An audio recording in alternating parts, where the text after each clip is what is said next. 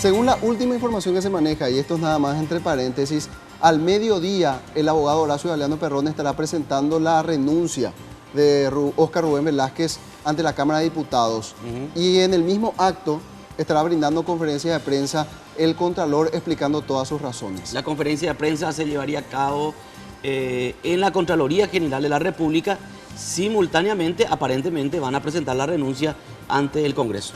Muy bien, eso está a confirmar. No hay una confirmación oficial del lugar, pero sí se sabe que el Contralor dará todas sus razones y sus explicaciones del por qué tomó esta decisión recién ahora y no lo hizo antes. Por el escenario político realmente no cambió mucho, por lo menos en las últimas semanas. Ya había una fijación en su contra y que tendría que abandonar el lugar. Recién hoy decide, a horas que se conozca el fallo del tribunal, en este caso de la Cámara de Senadores. Pero nuestro tema ahora que ponemos a consideración de ustedes es lo que sucede con esta niña de 11 años de edad, 36 semanas de gestación, que según la información inicial que se manejaba, tendría que haber sido sometida a una cesárea en el día de hoy. Exactamente. La pregunta es ¿qué pasa? O sea, ¿Qué pasa? en la Cruz Roja, al parecer, no hay camas de internación como para proceder a la cirugía. Lo que se mencionó es supuestamente, según la abogada con quien vamos a conversar, para ratificar o ver qué fue lo que pasó, es que no había quirófano. Entonces, la cirugía prevista para hoy se suspendió por falta de quirófano, lo que llama poderosamente la atención por lo emblemático que es el caso y cómo no se pudo prever un quirófano para esta niña cuya historia trasciende nuestras fronteras, por ejemplo. Atendiendo el Exacto. estado emocional en que ella se encuentra. Por 36 supuesto. semanas de gestación, ya bastante avanzado. Exacto, un día más. Esa es nuestra propuesta de debate hoy de primera mano.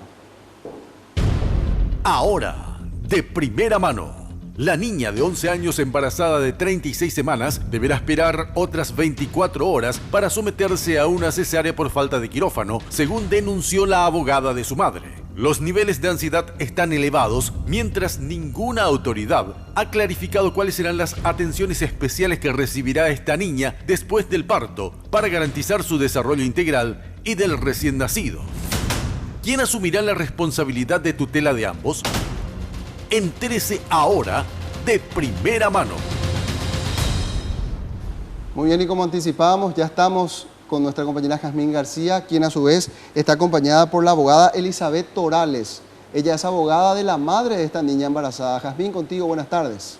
Buenas tardes y bueno, efectivamente queríamos quitarnos esa duda. ¿Cuál es el motivo justamente por el cual no se está procediendo todavía a efectuarle la cesárea a esta niña? Abogada, ¿cuáles son las razones que le dan en la Cruz Roja? Según manifestaciones de mi defendida, la madre de la niña, anoche conversó con el director de la Cruz Roja y manifestó que habían otras cirugías programadas y que aparentemente no había quirófano disponible. ¿Esto fue lo único que dijeron o están queriendo extender de alguna forma el tiempo de gestación para llegar al mayor término posible? Eso yo no lo puedo contestar porque, como sabes, está a cargo ya de los médicos de la Cruz Roja, pero aparentemente es la única razón que alegaron. ¿Cómo está ella, tanto de salud como anímicamente? La salud física de ella está, digamos, estable, pero ella está psíquica y mentalmente muy preocupada, ansiosa, con muchas ganas ya de que esto se termine, según sus propias palabras. ¿Ella tiene planes, digamos, a partir de lo que va a ser su parto? ¿Cómo van a manejarse con la criatura? ¿Va a quedar con la abuela? Ese es el deseo de toda la familia, tanto la niña como la madre quieren hacerse cargo las dos, ¿verdad?, de la crianza de la niña. Y una vez que se recupere físicamente pueda abandonar el hospital, directamente reinsertarse a su familia. ¿Hace cuánto tiempo que ella se encuentra prácticamente en este estado de aislamiento, por llamarlo de alguna manera? Es exactamente así, aislamiento. Está separada de su familia desde mediados del mes de abril, cuando se dio publicidad de este caso. Creo que 21 o 22 de abril hasta la fecha, ella está apartada del grupo familiar, primero en el albergue y desde hace más de una semana internada en la Cruz Roja. ¿Cómo quedó también la responsabilidad de la madre dentro de lo que es el ámbito jurídico? Se sigue investigando. La fiscal decidió seguir la investigación. Tiene un plazo máximo hasta el mes de octubre para concluir una etapa que es la etapa preliminar. Pero ya en estos días vamos nosotros a plantear la desvinculación total de la señora. Jazmín. Ya, compañeros, si tienen alguna Sí. consulta, ya está con retorno. Doctora, escuchamos hablar precisamente al director de la Cruz Roja esta mañana y decía que no es real. Es decir, que hoy la cirugía no estaba programada para hoy. No es que falte quirófano. Y explicaba también que la recomendación del equipo médico que está asistiendo a esta niña fue la que justamente dispuso que no sea precisamente este día, porque el bebé está mejor en el vientre de la madre hasta tanto se resuelva precisamente someterle a una cesárea y no precisamente por falta de quirófano como se está mencionando. Esa es la información que en el hospital le dieron a la madre de la niña. O sea que en este caso el director le mintió anoche y hoy está diciendo que nosotros mentimos, ¿verdad? Pero ya creo que nos vamos acostumbrando a este tipo de dimes y diretes. Pero ¿quién es el que miente? ¿Mienten ustedes o miente el director?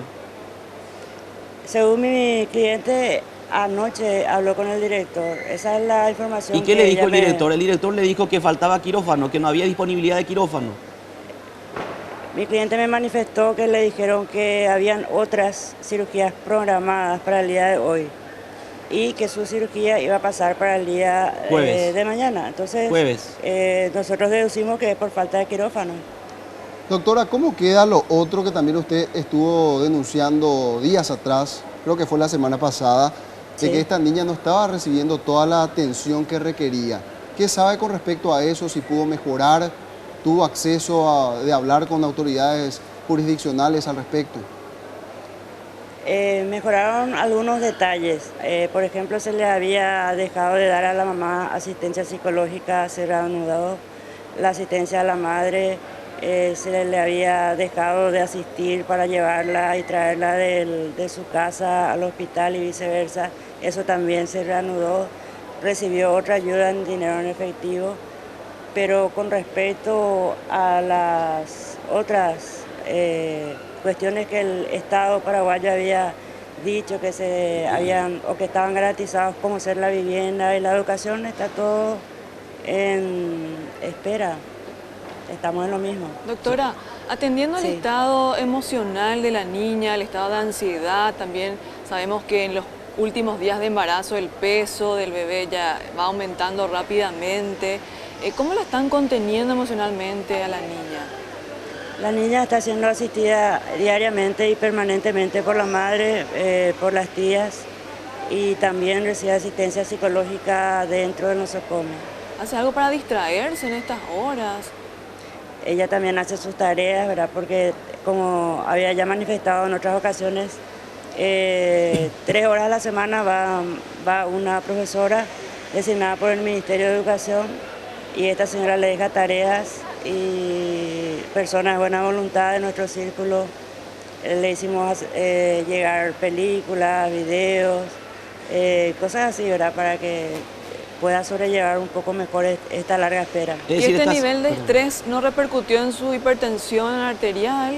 ¿Está bien, está estable su presión? ¿No tuvo complicaciones? No, aparentemente está normal, pero cómo va a repercutir todo esto, yo soy abogada, no te puedo responder, ¿verdad?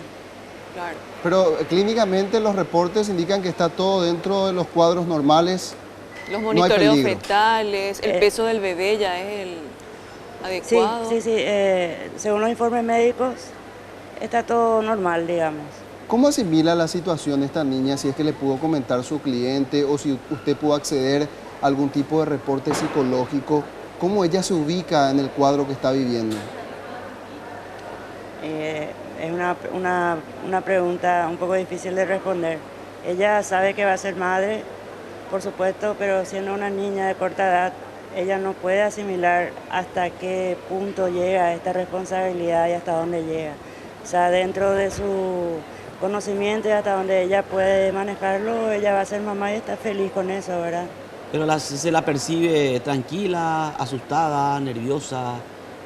Ansiosa. Está ansiosa, nerviosa y asustada justamente por la espera y por este largo tiempo que ya está internada y por la incertidumbre más bien. A diferencia de la semana pasada, entonces, abogada, usted en representación de su cliente está como un poco más satisfecha por los servicios que están prestando a la niña. Es el comienzo, ¿verdad? Pero hay muchas otras cuestiones que son incluso más importantes que una ayuda ocasional y el transporte de un lugar a otro. Claro. El Estado paraguayo se había comprometido a asegurar y a garantizar el derecho a una vivienda digna, no una habitación más en una casa ajena, por ejemplo. Claro. También el Estado habla de que la señora ya es microempresaria, lo cual no es cierto. Le dieron una ayuda única por 100.000 guaraníes para hacer empanadas y vender en la despensa de su hermano. ¿Quién le dio esos 100.000 guaraníes, doctora? A través de una de las secretarías, creo que de la niñez, se le hizo llegar una ayuda. Una ayuda, perdón, una ayuda de Sí. 100.000 guaraníes para convertirse en microempresaria. Exactamente, les voy a entregar un manifiesto que hicimos la semana pasada, desmintiendo, porque en los papeles todo el mundo está feliz, como dice Xuxa, pero en la realidad es diferente. Hay muchas cuestiones que no se han resuelto y si existen en el papel no tenemos conocimiento cierto. Hay muchas cosas que tienen que hacerse realidad, tienen que ¿Por qué? concretarse. Porque en los papeles aparece un monto diferente. Me imagino que es así, ¿verdad? No, en los papeles la señora es una microempresaria que tiene ya una actividad que está funcionando desde el mes de julio. Pero eso no existe de ninguna manera. El papel lo resiste todo, suele decirse también, abogada. Sí, así mismo es. Bueno, muchas gracias por este contacto y por darnos la información. Gracias por el interés, gracias. Era Elizabeth Orales. Gracias también a Jazmín. ¿Hay algo más que reportar desde allí, Jazmín? Y ya más adelante también vamos a estar hablando un poco acerca de lo que se mencionaba ayer, este informe sobre salud materna e infantil, la reducción que hubo en cuanto a muertes y cómo esto se desglosa. Vamos a estar entrando en detalles más adelante. Muy bien, gracias, Jazmín. Enseguida entonces esos detalles. Ya está con nosotros la ex ministra de la Niñez y también ex magistrada Mercedes Brites de Buzó para hablarnos acerca de del día después. Estamos esperando el día en que esta niña sea sometida a cirugía, que se realice la cesárea y pueda convertirse ya en madre, y no sabemos quién va a cuidar a quién. Es la otra gran pregunta que nos planteamos. Y además de saludarla y agradecerle por su presencia, la primera pregunta es esa: ¿quién se hace cargo o quién debería hacerse cargo después del nacimiento de esta criatura? Buenas tardes. Buenas tardes a ustedes y gracias por invitarme.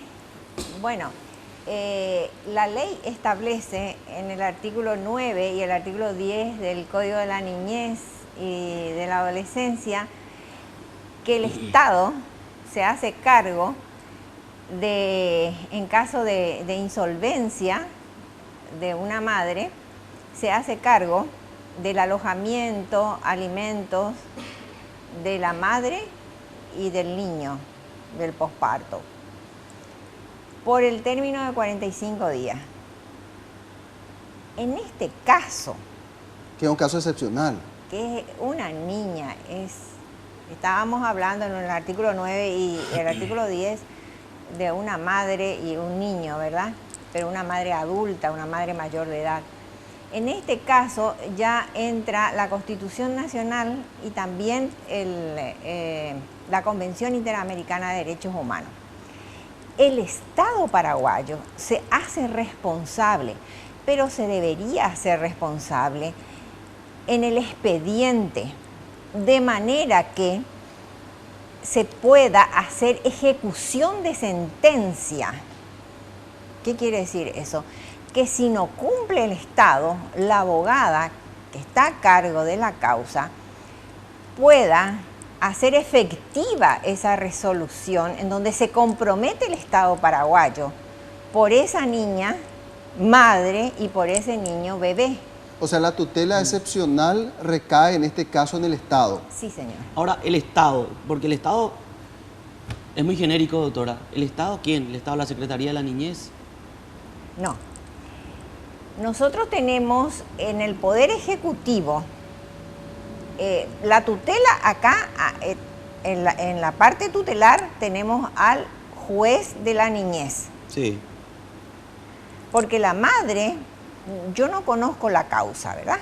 Pero tengo entendido que tiene suspendida la patria potestad. Pues está procesada. O tiene la pérdida. No sé si ya perdió la patria potestad Creo que está suspendida su patria potestad. Bueno, entonces en ese caso el juez de la niñez tiene la tutela, ¿verdad? Por en cuanto, y el Ministerio de Salud se hace cargo en todo lo relativo a la salud de la niña. En la parte de la vivienda tenemos en forma transversal, tenemos la parte de la vivienda, que creo que explicó porque no tenía muy buena audición de retorno de la abogada. Sí, dijo que hay un compromiso, pero que ese compromiso no se cumplió. Para eso es lo que yo estoy diciendo, que el Estado debe hacerse por escrito, de manera que si no cumple, se hace la ejecución de sentencia para que se cumpla. O sea que, a ver, en realidad la justicia es el que tiene que hacerle cumplir al Estado. La abogada, ellos tienen defensores, abogada. Sí. Porque si no tiene abogada, pero que en este caso tiene, ¿verdad? Sí. Entonces está el defensor del niño. Perfecto. Que le pone el Estado. Automáticamente ese bebé tiene su defensor, que es una figura nueva desde el Código de la Niñez nuevo, el defensor del niño. Claro, es muy importante lo que usted está mencionando, doctora, en el sentido siguiente. A ver, cuando la abogada nos dice que le dieron 100.000 guaraníes para crear una empresa o mini empresa, es hasta jocoso. Claro, entonces, es simpático. Claro, entonces, si se va a manejar de esa forma, es muy poco serio todo. De lo contrario, se tiene que garantizar, y entiendo, por lo que usted está explicando, tiene que ser dentro del expediente fiscal. Claro, dentro del expediente de la jurisdicción de la niñez, no fiscal, Ajá. dentro del expediente. Pero Ahí tiene allí que el haber magistrado... un compromiso en donde el Estado paraguayo, a través de cada secretaría, cuando yo estoy hablando de Secretaría de Estado, estoy hablando de los ministerios Claro. pertinentes, que se hagan cargo y se comprometan, ¿verdad? Algo serio, porque es el derecho a la vida, a la calidad de vida. Estamos hablando de los derechos fundamentales de la madre, que es una niña que no pidió quedarse embarazada, del bebé que no pidió venir, ¿verdad?